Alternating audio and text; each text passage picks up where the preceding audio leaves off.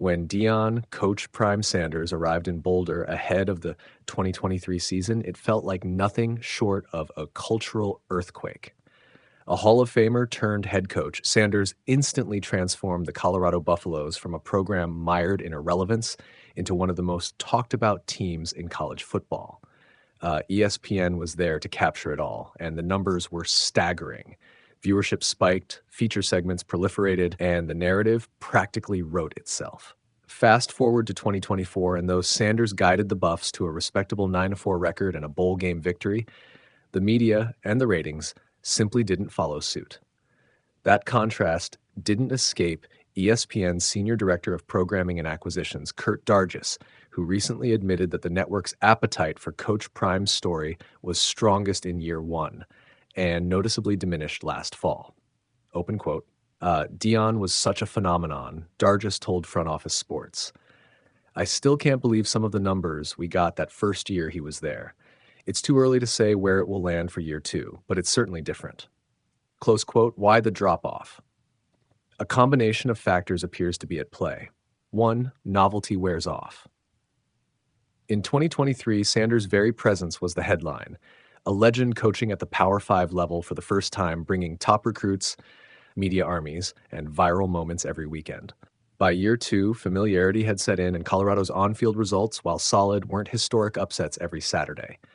Number two, story fatigue. National outlets chased every quote, every sideline scuffle, every wardrobe choice. But once the coach versus athlete feuds and off-field controversies cooled, casual viewers had fewer sensational headlines to tune in for.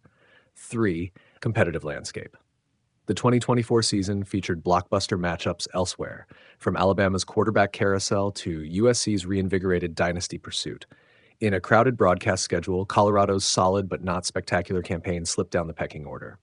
4. Expectations versus reality. After improbable wins in Sanders' debut, last year's 9-4 finish, even with the program on the upswing, felt underwhelming to some.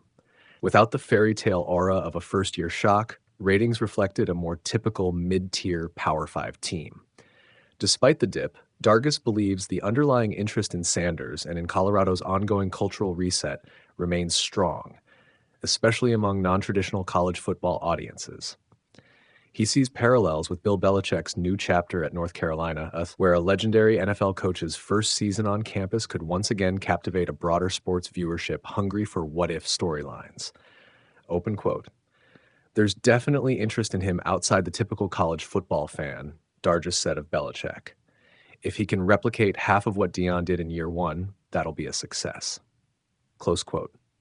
For Sanders and the Buffaloes, the challenge now is twofold.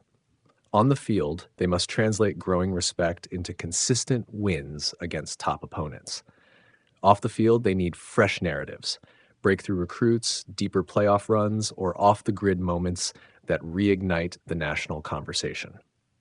College football is as much about storylines as it is about touchdowns, and ESPN's early ratings bonanza in Boulder proved that nowhere better than in 2023.